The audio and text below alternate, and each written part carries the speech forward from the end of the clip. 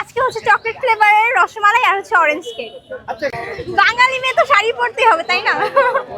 এটা হচ্ছে orange. Orange flavour. হ্যাঁ, এটা আমি আর আমার আপু মিলে দুজনে হচ্ছে বাসায় তৈরি করা। ভাইরাল থেকে দেখে আসে বলতে আমরা হচ্ছে বিভিন্ন ধরনের যে মেলা হয় ওখানে স্টল নিয়ে থাকি।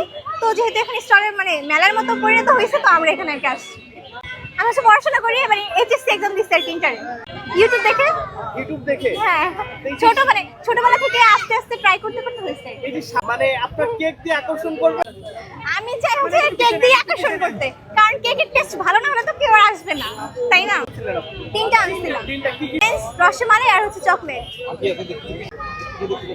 আর কি আনছেন এটা একটু দেখান তো। এটা হচ্ছে নকশি পিঠা। এটা হচ্ছে নকশি পিঠা। আপু এটা পিঠা আমরা কালকে রাত জেগে বানাইছি আর কি। এটা কি পিঠা? এটা হচ্ছে নকশি পিঠা, এটা হচ্ছে ঝিনুক পিঠা।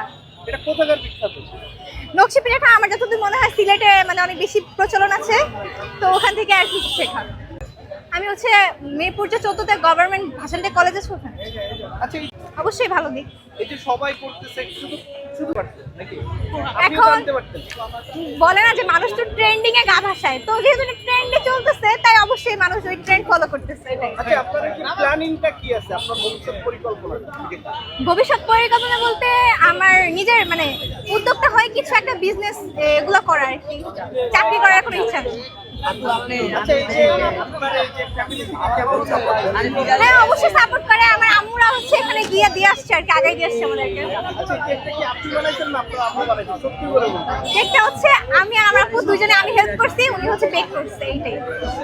মানে হেল্পিং হ্যান্ড আছে নাকি? হ্যাঁ, দুজনে না, আমরা দুজন মিলে।